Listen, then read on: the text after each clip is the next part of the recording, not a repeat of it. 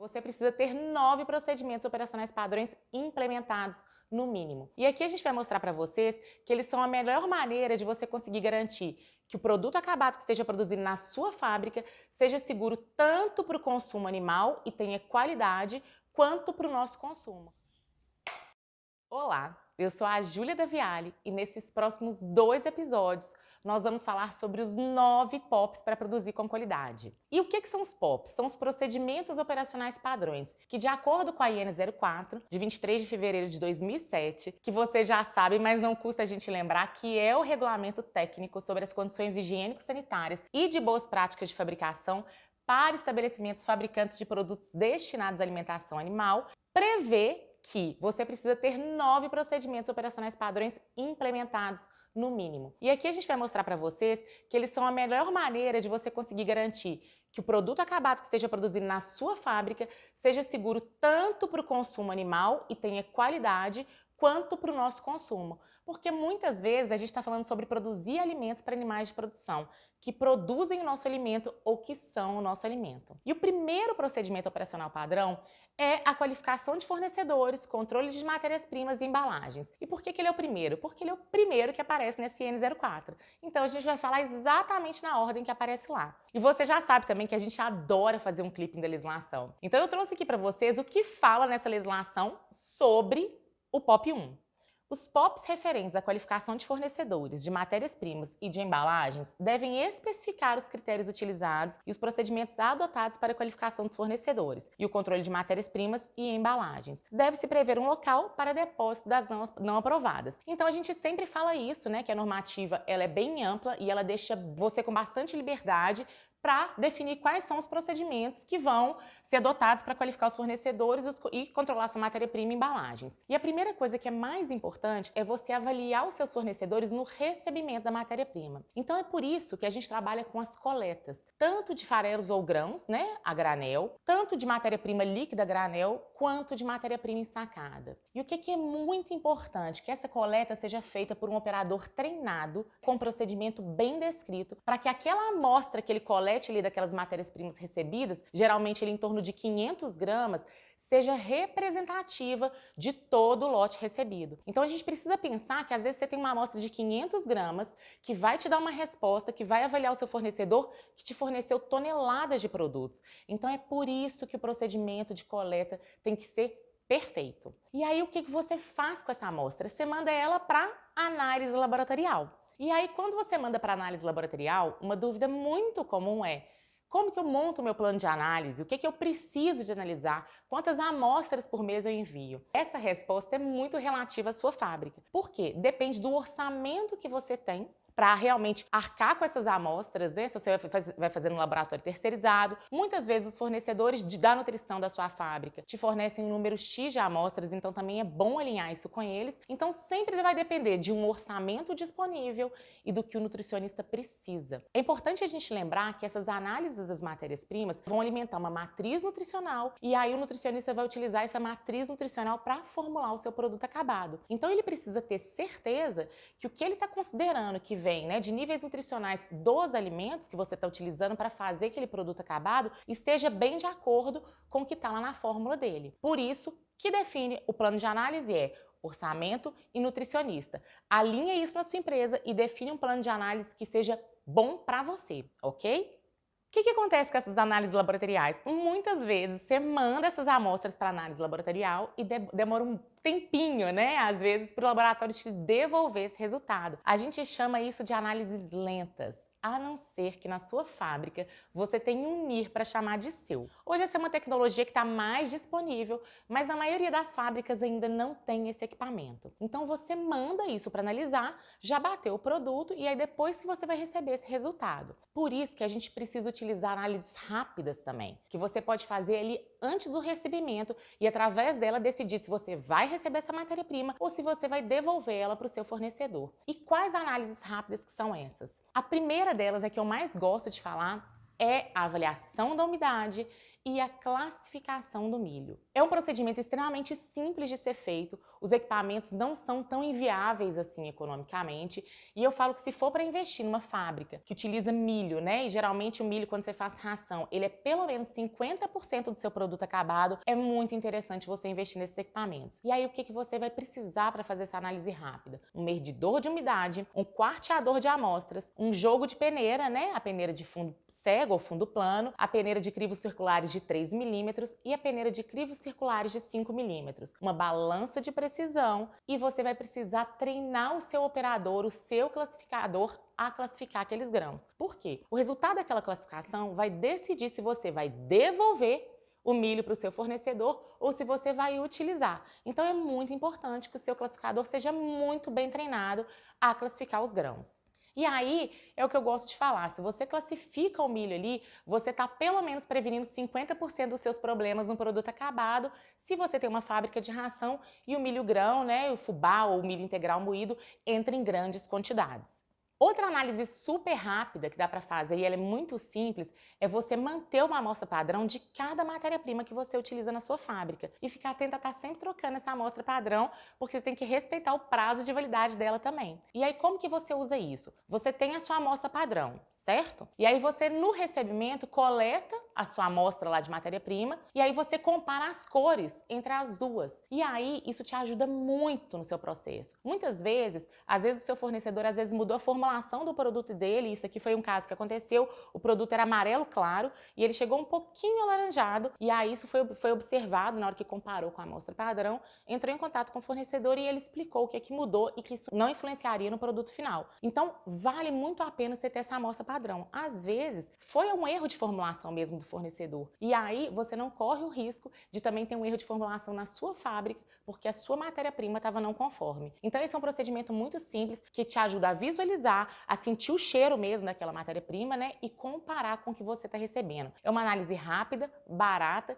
e qualquer operador sensível que lide com essa matéria-prima todos os dias vai dar conta de fazer essa análise. E aí o que a gente faz? A gente pega as análises lentas, que são as análises laboratoriais, quando você não tem um NIR para chamar de seu, e você pega as análises rápidas, junta esses dados, né? E aí você precisa interpretar esses dados para quê? Para qualificar o seu fornecedor. E aí, se você está começando a fazer esse procedimento agora, o que eu te recomendo é que você utilize fornecedores melhores e fornecedores piores. E aí eu vou te contar a minha história. A gente está trabalhando com isso há 10 anos e quando a gente começou, a gente fazia fornecedor aprovado e reprovado. E o que a gente escrevia no nosso procedimento operacional padrão? Que não podia comprar matéria-prima de fornecedor reprovado. E o que acontece com o mercado? Muitas vezes falta matéria-prima no mercado e você vai precisar comprar de um fornecedor que esteja reprovado. E aí você não está seguindo o seu procedimento operacional padrão. Então, para começar esse POP, o que eu te recomendo fazer? Fornecedor melhor e fornecedor pior. E aí você pode usar em percentual de não conformidades. Fornecedores com mais de 30% de não conformidades são classificados como piores. E fornecedores com menos de 30% de não conformidades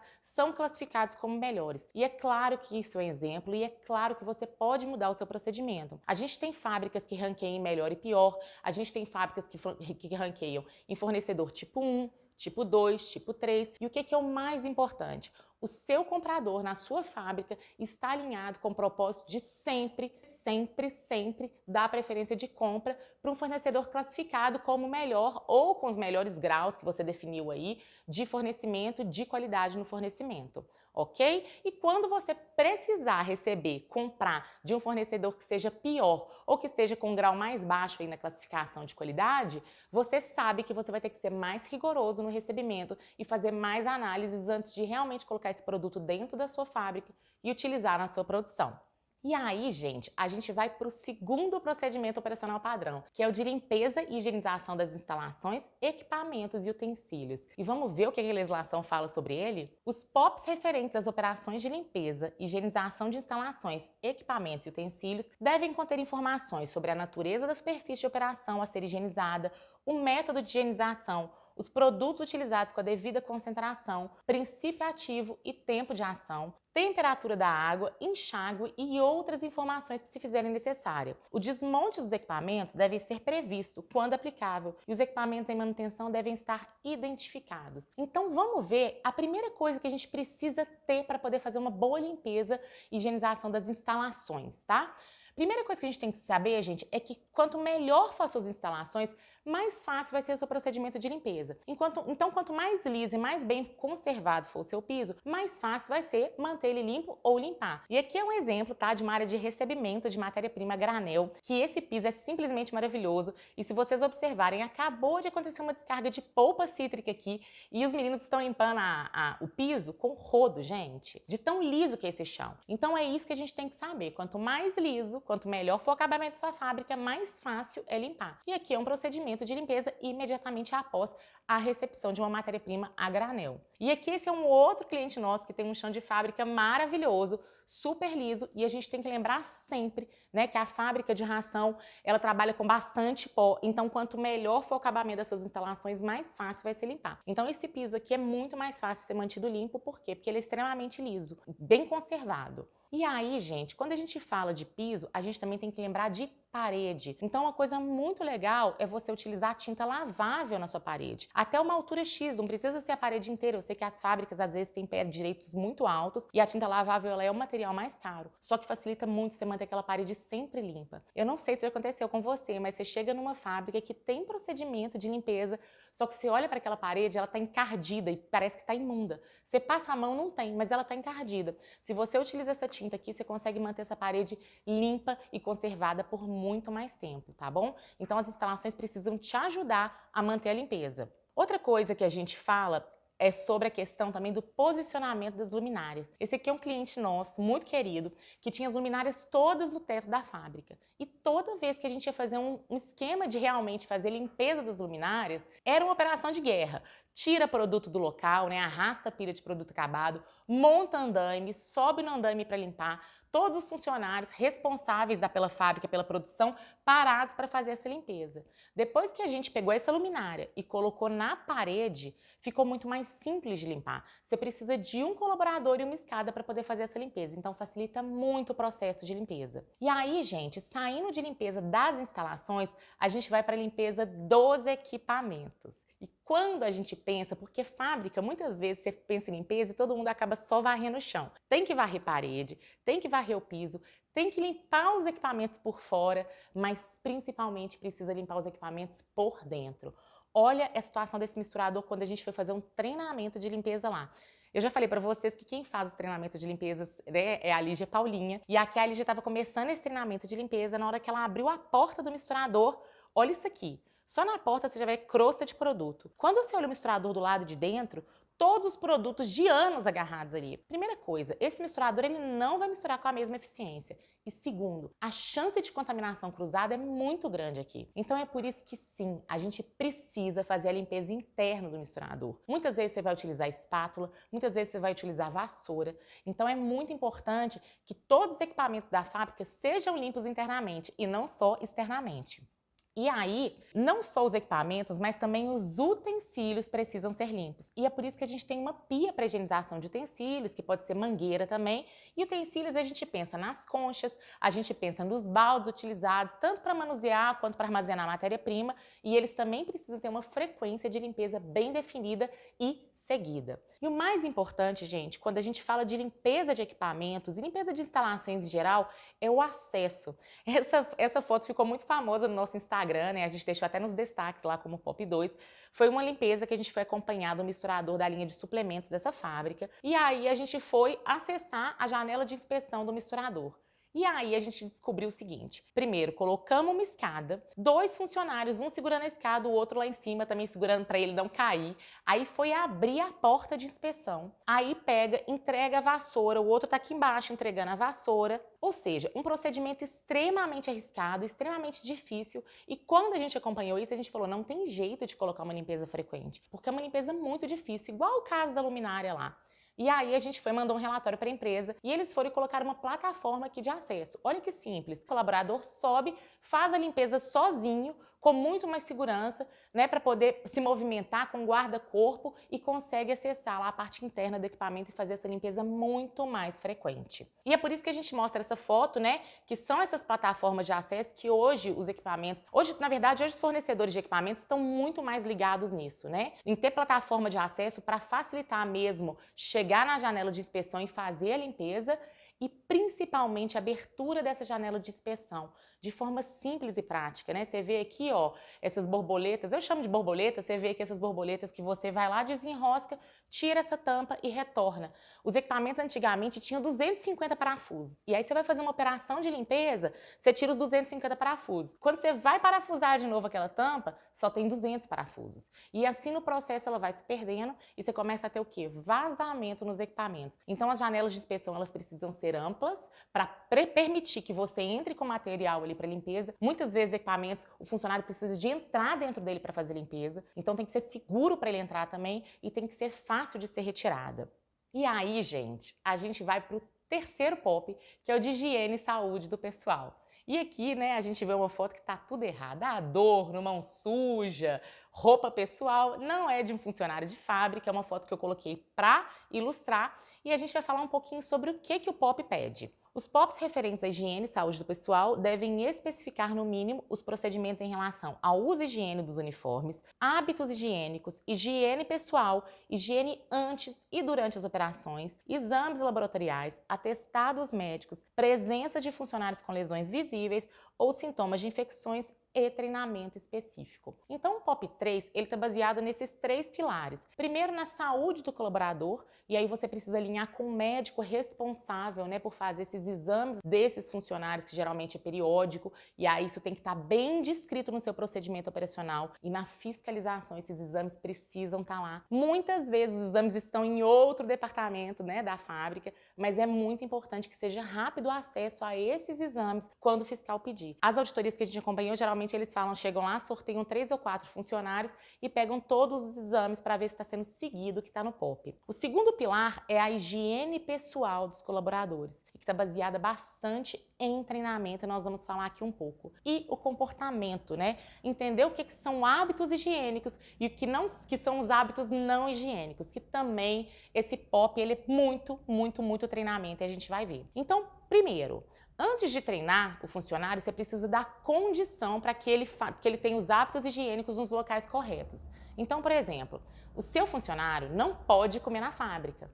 Se ele não pode comer na fábrica, você precisa ter um refeitório para que ele se alimente. Essa foto aqui é da fábrica da Viale, a fábrica modelo da Viale, do curso Aprove a Sua Fábrica. Né? A gente tem refeitórios maravilhosos e tem refeitórios bem pequenos em fábricas. Por quê? Muitas vezes a pessoa fala assim, mas meus funcionários, fábrica, por exemplo, em fazenda, em propriedade rural. O que geralmente acontece? Os colaboradores moram na fazenda. Então, na hora do almoço, o que eles fazem? Eles vão para casa almoçar. Então, não tem preparo de refeição na fábrica. E aí, muitas vezes, os clientes perguntam assim pra gente, mas eu não tenho preparo de refeição aqui, eu preciso de um refeitório? Sim, você precisa de um refeitório, porque mesmo que o seu funcionário almoce em casa, se ele precisar levar um lanche ou quiser levar um lanche para a hora do café, ou se você der um café na sua fábrica, esse consumo desses alimentos precisa ser no refeitório. E é claro, não precisa ser esse refeitório da nossa fábrica modelo, pode ser um refeitório mais simples, muitas vezes tem banho-maria para poder esquentar a marmita, muitas vezes é só uma copinha ali, né, com cadeira, um banquinho, uma mesa para oferecer o cafezinho mesmo, mas precisa ter um local que ele possa guardar o alimento dele e consumir o alimento dele. Só assim você pode cobrar dele que não se alimente na fábrica, nem guarde o alimento na fábrica e nem no banheiro, ok? A segunda coisa, falando em banheiro, é que você precisa ter banheiro e vestiário. O funcionário, ele deve chegar com a roupa dele, né, para trabalhar e com o uniforme limpo guardado na mochila dele. E aí, na hora que ele chega na sua fábrica, ele precisa ter um armário para tirar a roupa dele, colocar o uniforme de trabalho e guardar a roupa dele, o calçado dele, colocar o calçado de segurança, né, o tipo de calçado que você usa na sua fábrica, para que ele possa trabalhar. Então, o vestiário e o banheiro podem ser juntos, você precisa de ter os armários individuais, é muito legal. A higiene não pede isso, tá? Que o armário tenha separação interna para calçado e roupa, mas é muito legal que você faça assim na sua fábrica, com ventilação de preferência, isso também não é obrigatório pela IN 04, mas é uma sugestão que a gente dá muito importante. Os gabinetes sanitários para que eles possam usar todos os dispositivos para ele lavar a mão, por exemplo, papel toalha, dispensador de sabonete líquido, a torneira de fechamento não manual, né, para que ele possa lavar a mão, enfim, um banheiro completo para que ele possa ter os hábitos higiênicos dele todos satisfeitos com essa instalação. E aí, gente, a gente gosta muito também de colocar o lavatório que atende a produção, porque a IN pede um lavatório que atenda a produção. E esse lavatório a gente não gosta que ele fique dentro da fábrica. A gente, inclusive, no 5 para 1 a gente já falou sobre isso, né? O lavatório dentro da fábrica é certeza de um lavatório sempre sujo. Quando tem algum vazamento, precisa você consertar, você molha a fábrica toda, então a gente não curte muito o lavatório dentro da fábrica. O que a gente geralmente faz é colocar o lavatório pertinho da porta de entrada dos funcionários na fábrica. Então aqui você tem a pia com o fechamento não manual, os dispositivos de papel toalha, sabonete líquido, o cartaz com orientação sobre lavar as mãos. A gente aproveita e coloca um bebedouro ali perto também, porque aí o funcionário não precisa deslocar muito para se hidratar, mas isso aqui é só uma foto, né, da nossa fábrica modelo também. É a forma que geralmente quando a fábrica é nova a gente fala para fazer desse jeito. Você também não quer que o seu funcionário fume na área produtiva.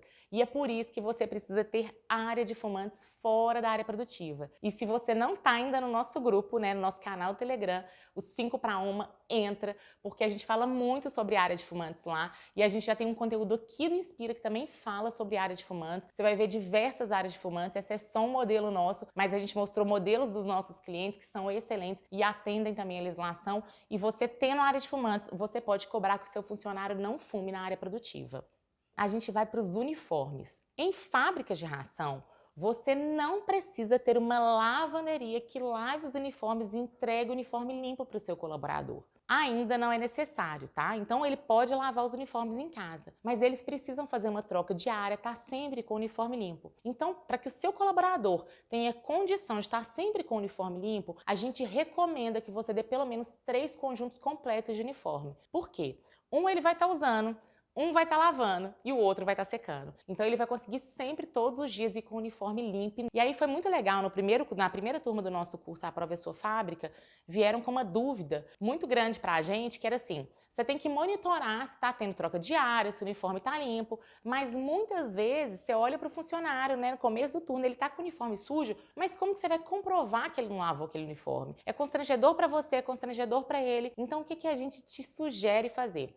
Coloque números nos seus uniformes. Aqui é uma fábrica que tem 4, né, uniformes, é um clientaço nosso, muito bacana, a gente já falou muito sobre ele. E eles têm 4 uniformes. Então, na segunda é o número 1, na terça é o número 2, na quarta é o número 3, na quinta é o número 4 e na sexta volta para o número 1, por exemplo. Então, ou seja, ele tem um uniforme suficiente para usar, passar, lavar, secar. E aí o que acontece? Você monitora se ele está usando o número certo naquele dia. Facilita muito. E aí, gente, quando tem muitos uniformes e tem que levar embora para casa e só usar aquele número no dia, é muito difícil que o funcionário vá com o uniforme para casa, deixe ele sujo em casa e não volte com ele limpo, tá? Facilita bastante o monitoramento e o controle dessa troca de uniformes.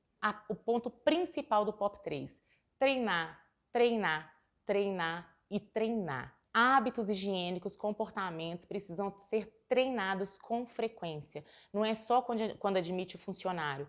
Todo mês vale a pena ter uma conversa sobre isso. Qualquer coisa diferente que acontecer, encontrou alimento dentro da fábrica, explicar por que isso não pode ser feito e realmente confirmar se está tudo certinho, se você realmente está dando condições para o seu colaborador exercer os hábitos higiênicos corretos. E agora a gente vai para o POP 4, que é o POP da potabilidade da água e higienização do reservatório. E a IN fala, a Paulinha já falou bastante sobre esse POP 4 aqui no Inspira, tem um conteúdo só sobre acesso à caixa d'água, que a Paulinha fala sobre isso e ela chama muito a legislação e faz bastante clipping. Vamos ver o que a IN 04 fala sobre o POP 04. Os POPs referentes à potabilidade da água e higienização do reservatório devem especificar o padrão de potabilidade microbiológico e físico-químico e abordar as operações relativas ao controle da potabilidade da água, incluindo todas as etapas: captação, tratamento, armazenamento, distribuição, pontos de colheita de amostras, análises, monitoramento, ações corretivas, verificação e registros. Devem estabelecer sempre a frequência da execução das análises,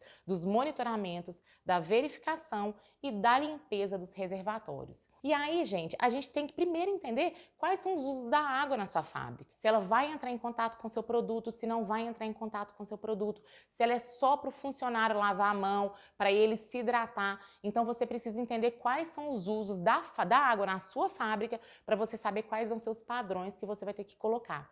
E quando a gente fala de potabilidade da água, a gente precisa saber qual é a origem dessa água. Se ela for água de abastecimento público, você não precisa clorar. Mas se ela for água de poço artesiano ou de nascente, aí sim você vai ter que clorar essa água. E mesmo que lá na sua fonte de captação, seja nascente ou poço artesiano, essa água seja maravilhosa, livre, né, de micro-organismos, você precisa clorar por quê? Porque dos pontos de distribuição, ela pode ser contaminada. Então é importante que ela tenha cloro livre ali, suficiente para poder inativar qualquer micro-organismo que ela passe a ter contato depois que ela foi extraída, ok? E aí a Paulinha já mostrou essa foto, foi uma auditoria que a gente acompanhou durante 3 dias por 3 fiscais muito bons. E eles subiram na caixa d'água, eles sempre sobem na caixa d'água, esses fiscais, para ver se tem acesso, se as condições do reservatório estão boas, para comprovar realmente se está sendo feita uma higienização desse reservatório. E a Paulinha fez um conteúdo só sobre acesso à caixa d'água, e a gente inclusive fez um clipping aqui disso aqui, falando sobre os ateus, né, da higienização do reservatório, que acham que não é necessário. É necessário e isso é cobrado pela fiscalização. E limpar a caixa d'água é extremamente importante. Se vocês olharem aqui no fundo, é a Paulinha lá em cima fazendo o treinamento dessa limpeza de caixa d'água lá no telhado, né? Em que ela pega uma caixa d'água extremamente suja, acompanha todo o procedimento de limpeza e é assim que a água fica no final. Então, a higienização do reservatório precisa sim ser acompanhada e precisa sim ser treinado. Pode ser feito tanto por um colaborador da sua fábrica, que seja treinado a fazer isso, como através de um contrato de uma empresa terceirizada, que também é possível, mas também tem que ter os documentos todos que comprovam essa higienização e o mesmo que seja um funcionário de empresa terceirizada, ele precisa ter acesso para poder fazer uma boa higienização do reservatório. E aqui a gente finaliza a nossa apresentação em que a gente falou dos 4 primeiros POPs, né? O POP 1, da qualificação de fornecedores, controle de matérias-primas e embalagens. Passamos pelo POP de limpeza das instalações, equipamentos e utensílios. Falamos sobre o POP 3, né? Que é da higiene e saúde do pessoal. E falamos sobre o POP 4, que é da potabilidade da água e da higienização do reservatório. Nós vamos parar essa apresentação por aqui. No próximo episódio nós vamos falar dos outros 5 POPs. Me conta se você gostou do que a gente falou até agora. Se você ainda não faz parte do nosso canal 5 para 1, entre no nosso canal 5 para 1, o link tá aqui embaixo desse vídeo. E aí, se você tiver qualquer dúvida, coloca nos comentários, que a gente quer saber mais sobre o que você quer saber de cada POP, para a gente continuar produzindo conteúdo que seja útil para você na sua fábrica. Eu te agradeço e eu te vejo no próximo conteúdo com os outros 5 POPs. Até lá!